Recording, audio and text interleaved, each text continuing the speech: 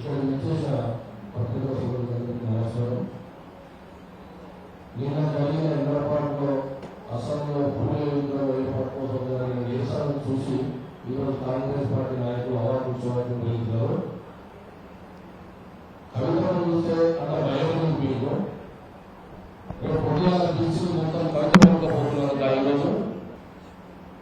ఈరోజు జాగ్రత్త శ్రీనివాస్ గౌడ్ కానీ ఇంకా వేరే నాయకులు కానీ, ఎందుకంటే పెద్ద నాయకులు ఎంపీలు ఎమ్మెల్యేల కోసం మాట్లాడే స్థాయి మాది కాదు కానీ మాట్లాడించుకుంటారు.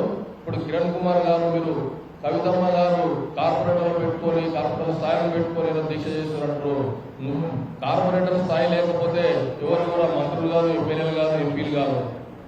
అవును, దయచేసి కిరణ్ కుమార్ గారు ఇమీడియట్లీ నువ్వు ఈ కార్పొరేటర్ కౌన్సిలర్లకు క్షమాపణ చెప్పకపోతే హైదరాబాద్ లో నిన్ను అడ్డుకొని ఖచ్చితంగా నీతో క్షమాపణ చెప్పింది తీరుతామని చెప్పేసి ఈ రోజు మీడియా ముఖంగా తెలియజేస్తున్నాం.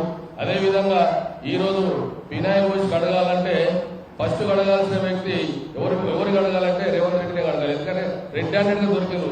ఈరోజు కవితమ్మ లిక్కర్ స్కామ్ అంటారు. ఏదో కొండను మొత్తం తొవ్వినా కూడా ఎలకను కూడా పట్టలేకపోయారు మీరు. ఈరోజు సుప్రీంకోర్టే మీ నాయకులకు చివాట్లు పెట్టింది. అటువంటి నాయకురాలు పట్టుకొని మీరు ఇంకా కూడా మీద అవాకులు చేస్తే ఖచ్చితంగా ఈ బీసీ సమాజం, బీసీ జనాలు కవిత మెమ్మటుండి మిమ్మల్ని గ్రామాల తిరగకుండా తరితను కొట్టే రోజులు తెచ్చుకోవద్దని తెలియజేస్తున్నాడు మీడియా ముఖంగా. Thank you.